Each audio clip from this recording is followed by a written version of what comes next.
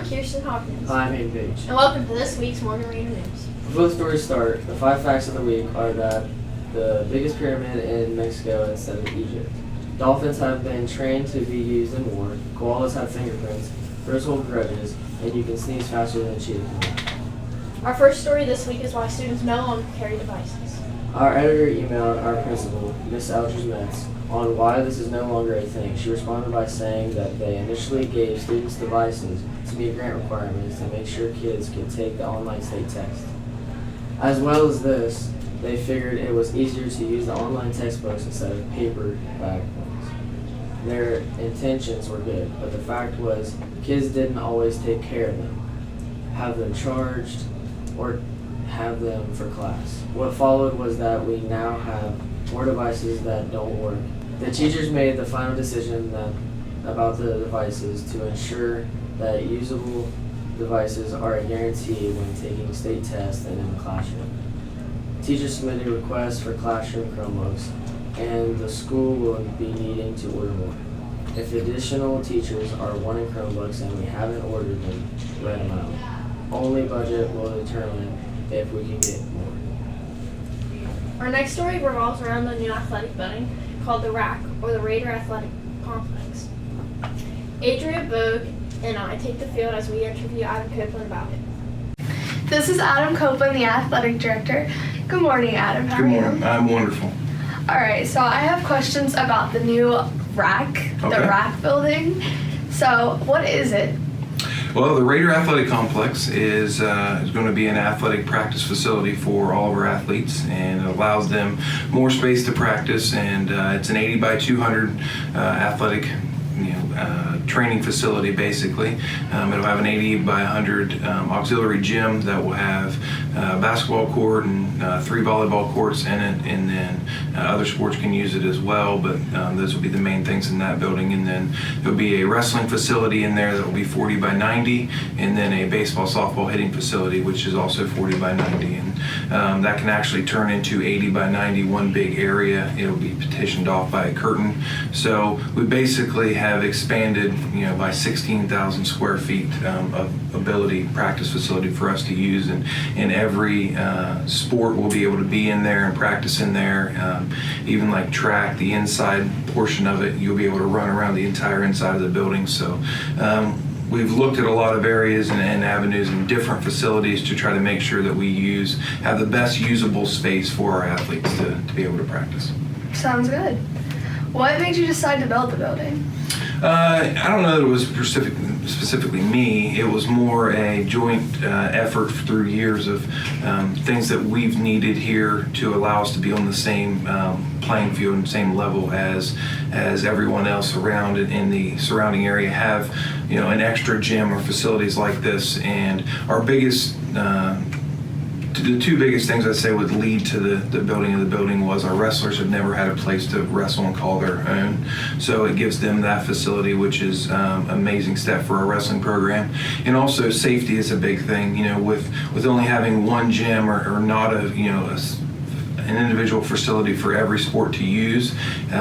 Practice times get later and later in the evenings, so we have people practicing until 8:30 or 9 o'clock at night, and it's really important that we try to get our athletes and our student athletes home in a reasonable time, especially when you get into winter. Those inside sports, with snow and all the different things that happen, having these high school kids drive home at 9 o'clock at night is sometimes very dangerous. We've been fortunate enough not to have too many accidents during that time, but being able to have more practice space so they can get done quicker, and the safety issue is huge for it. All right, when should the building be finished? The anticipated finish date would be the end of January, to actually have everything done and ready to go and start to be able to be used. We were hoping to get it done by the end of December, but with weather and different things with building construction, it's been a little bit of a setback. So hopefully by the end of January we'll be in the building and using it. All right, and is it just for athletic purposes or for recreational use as well? Yeah, I think when we start it, when we kind of open it, we'll get a plan together of, making sure that all the athletic spaces, we got that under control, and then we'll be able to use it for other events or other recreational use as well. But that's something that we'll figure out once we get the building up and everything's in there, and we have more of an idea of how we're going to use the building athletically in times that are available for outside people to use. But it's definitely something that we want to get the community involved and keep the community involved using the facility, because it's without our community it wouldn't happen with all the support they've given us. So we want to make sure that we're giving back to them for the duration of the building. All right, is there anything else you would like to add? No, I'm just really excited about it. We're excited about the direction the school's going and a lot of areas and the culture that we're trying to build, and it's a great day to be a Raider. All right, that's it. The weather for the weekend will be scattered thunderstorms on Saturday and partly cloudy on Sunday. Speaking of the weather, did you know the wildfires can sometimes create tornadoes made of fire called fireworks? I did not. The next interview what we have for you is about the new soccer coach, George Radu. He's from Romania, a country in southeastern Europe. It is most known for the region of Transylvania, where the fictional monster Dracula is associated with it. It is also known as holding location where the oldest human remains were found in Europe. Samuel Pepper takes the soccer field where he interviewed. So George, how long have you been coaching soccer? What got you into it? I've been coaching for about 25 years. I've been around soccer for 45 years. So I love the sport, and that's what I love to do. You could say it's in my blood. Why do you love soccer? Well, it started in 1974. I was watching World Cup soccer with my dad, and it was a passion for the game. So when I watched, I saw how they play and they scored. So the following week, I told my dad, well, I want to go and play soccer. So he registered me to semi-professional league soccer at the youth league, and that's where I started. Okay. What got you to decide to coach for Morgan? Well, your athletic director was very persistent. At the time, I've been refereeing college games, soccer, and also high school. So I mentioned that, if he would offer me the salary that what I would make with refereeing the college, then I'll be glad to do it. What are your goals for coaching? How do you think the teams are doing? My goals are now we still have a lot of work to do. So our goal is try to see how far we can get in the MVL. We can't promise anything yet, but I'm looking forward for the state tournaments where we can make a greater impact. You think we have the ability to go to state? I think so. It's just it takes hard work and dedication, but we have the chance. There's possibility. Now, to my understanding, you played professional soccer, correct? Yes. How did you get into that? What was that like? Well, when I started at the youth league at the semi-pro, and then I was till the age of 10. And then I advanced to the youth and I was there till the age of 12 at the professional level. And I started to play professional at the age of 14. 14? So, pretty young? Yes. Yes, it was pretty young. So, but yet I was really competitive. That's what I wanted. So that was my goal. So I reached my goal. And at that age, I was making my own earnings, my own salary. Except my dad had to cash the checks for me. If you don't mind me asking about how much did you make playing professional soccer? Well, the salary was between at the age of 14, I was making about between $14 to $16,000 a month. That was the salary. Plus the bonuses that would add, I would say roughly 22 grand.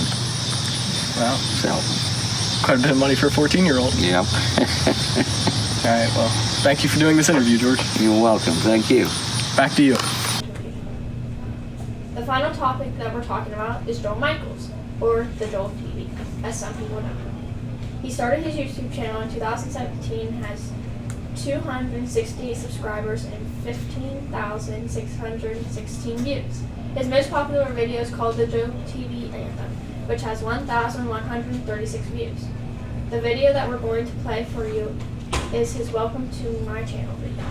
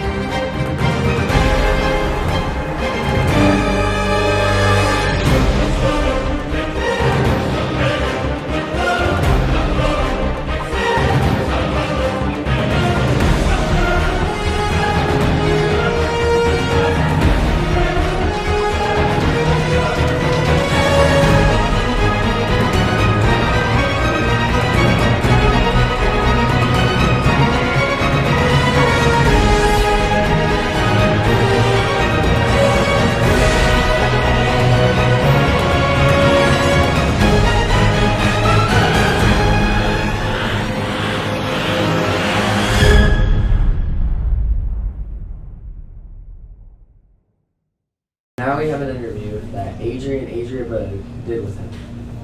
Hey guys, today I have the Joel TV and I'm Adri.